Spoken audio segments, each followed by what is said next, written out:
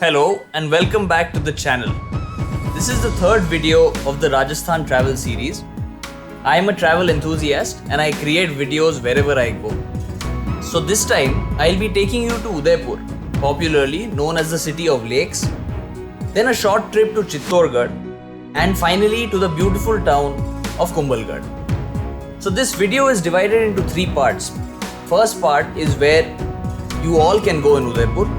Second part is the places to visit section near Udaipur.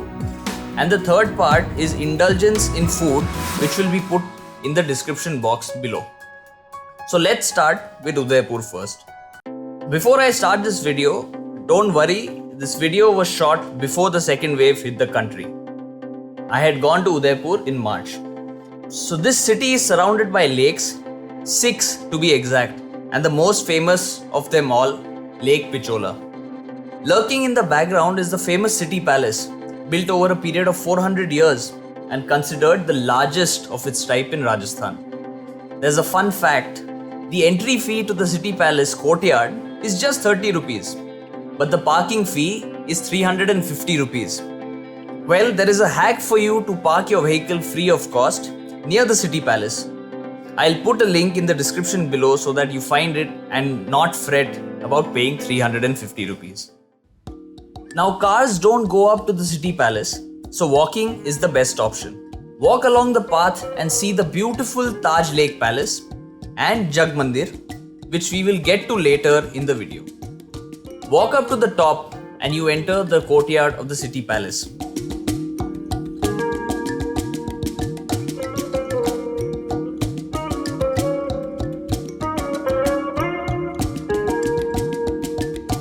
Taking a guide is recommended because the museum takes around 2 hours and it's a pretty big one. Understanding the history and the sites which the guide will show you won't be possible if you do the tour alone. Of course, you also have an option of an audio guide.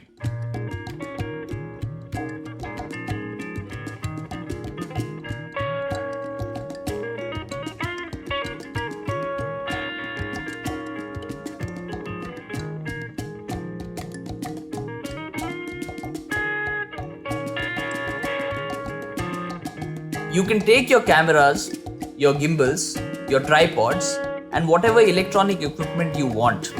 There is no restriction to this place. As beautiful as the museum is, be patient as it can take some time to see everything. Big courtyards, space for cultural programs, and events are also held in the city palace.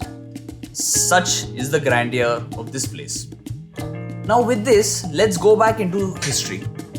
Rajasthan was divided into 3 kingdoms.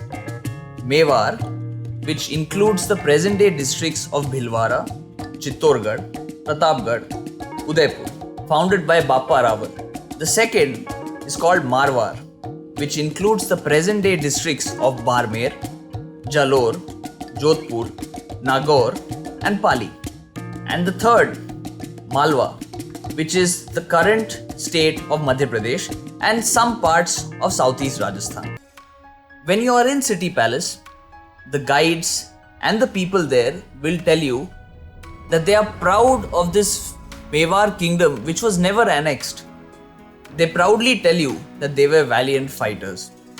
Spend some time in the courtyard and then head to the Crystal Museum, which is priced at an exorbitant 700 rupees, but it's totally worth it.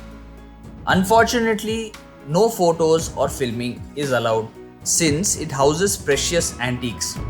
It takes about 20 minutes to see the whole museum, but you can stay longer if you want. Since I had arrived late in the afternoon, I could only do these 2 places before they shut shop.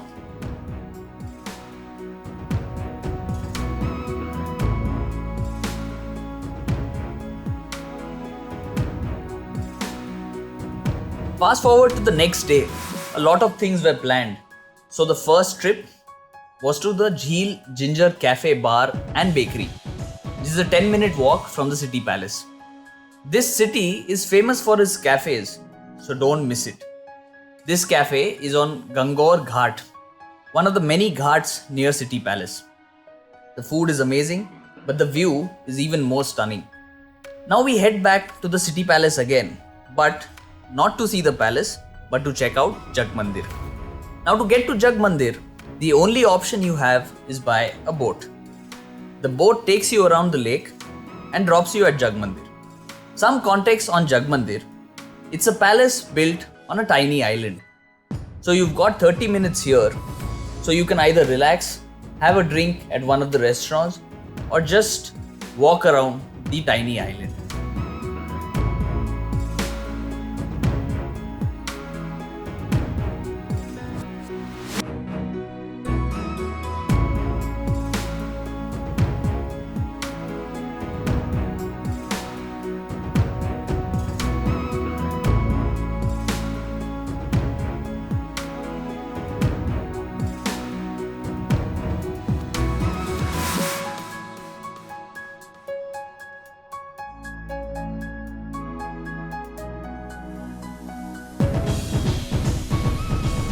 Now the same boat which drops you to Jag Mandir will get you back to the shore. After Jag Mandir, the next attraction and probably one of the most underrated is the Monsoon Palace, situated 7 kilometers outside the main city. The intention to go there was completely different, but I won't lie, the view was spectacular. Also known as the Sajjangarh Palace, it offers a panoramic view of the city's lakes, palaces, and the surrounding countryside. It was built chiefly to watch the monsoon clouds. Hence, it's known as the Monsoon Palace. Maharaja Sajjan Singh, the palace named after the ruler of the Mewar dynasty, planned to make it into a 5-story astronomical center. But due to his premature death, this plan was cancelled and it was turned into a monsoon palace and a hunting lodge. For film lovers, this palace was used in the 1983 Bond movie Octopussy as the residence of Kamal Khan. For Bollywood lovers, there is one scene that is shot at Monsoon Palace. If you've missed that scene, if you don't remember it, go watch it again. The palace was closed for repairs when I had gone, but you can sit and see the Aravalli Hills in the background. Now just beneath the Monsoon Palace lies the Sajjangarh Biological Park, home to many animals and birds brought from different places around the world. Now an interesting story through this park, which has been of course well documented in the media, but let me walk you through. T24, or popularly known as Ustad, is a tiger kept in the Sajjangarh Biological Park, having relocated him from Ranthambore National Park due to his violent nature and constant attack on villagers. Cats are usually shy, but Ustad was different. He had allegedly killed 2 villagers before killing a veteran forest guard on 8th of May 2015. The reason to visit this park was to see Ustad, but due to the ongoing case in the Supreme Court, viewing is not allowed and he is kept out of bounds for visitors. But don't worry, there are other animals which you are allowed to witness. Take the caddy or the golf cart, whatever you wish to call it. It's easier to go around the park. As for places to eat in Udaipur, I'll put that down in the description below. Make sure to go check them out. Since Udaipur is a budget-friendly city, you can avail the local transport services or you can walk if you go in the winter season. So there are 2 getaways from Udaipur. So the first one is Chittorgarh. A 2.5-hour drive from Udaipur, the fort or fortress as it is called is the largest fort in Asia. And that distinction didn't deter the Mughal rulers to attack it. It was subject to 3 major attacks. One from Alauddin Khilji in 1303, second from Bahadur Shah of Gujarat in 1535, and the last by the mighty Akbar in 1568. The most fascinating thing about the Mewar kingdom was that they never let foreign entities rule them. When they tried to, the valiant men fought till death while the brave women committed Johar, also read as mass self-immolation. The Chittor fort, or originally known as Chitrakoot, is spread over an area of 2.8 square kilometers. A winding hill road of more than 1 kilometer in length from the new town leads to the west end main gate called Rampol. There are a total of 7 gates, including Rampol, which has been built as massive stone structures with secure fortifications for military defense. Tower of Victory or Vijay Stambh, called the symbol of Chittor and a particularly bold expression of triumph, was erected by Rana Kumbha between 1458 and 1468, the Sultan of Malwa in 1440. The Stambh is now illuminated during the evenings and gives a beautiful view of Chittor from the top. Go to the Gaumukh Reservoir. This pool was the main source of water at the fort during the numerous sieges. A spring feeds the tank from a cow's mouth in the cliff. Close to Vijay Stambh is the Mirabai temple, associated with the famous saint poet Mirabai, who was an ardent devotee of Lord Krishna and dedicated her entire life to his worship. The fort and the city of Chittorgarh host the biggest Rajput festival called the Johar Mela. It takes place annually on the anniversary of one of the Johars, but no specific name has been given to it.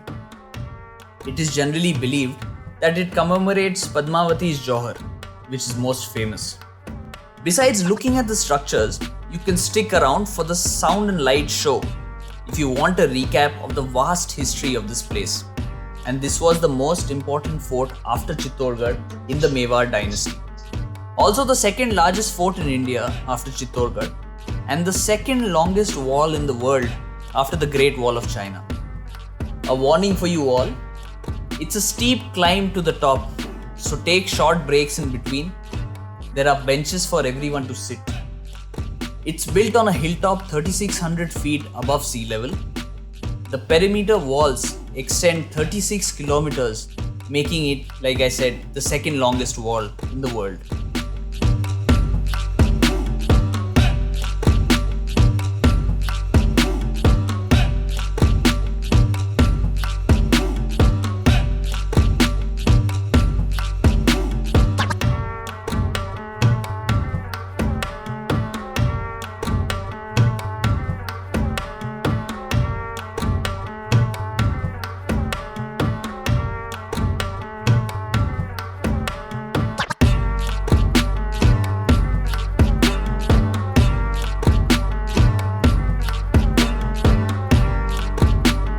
Frontal walls are 15 feet thick with 7 fortified gateways. When you reach the top, don't be in a hurry to come down. Enjoy the breathtaking views of the Aravalli ranges and the Thar desert. That's it for the video. Make sure you check out the recommendations in the description box below and feel free to add more to the list. If you like this video, don't forget to like, share and subscribe. Next video is coming up from a very special place in Gujarat, so stay tuned for that.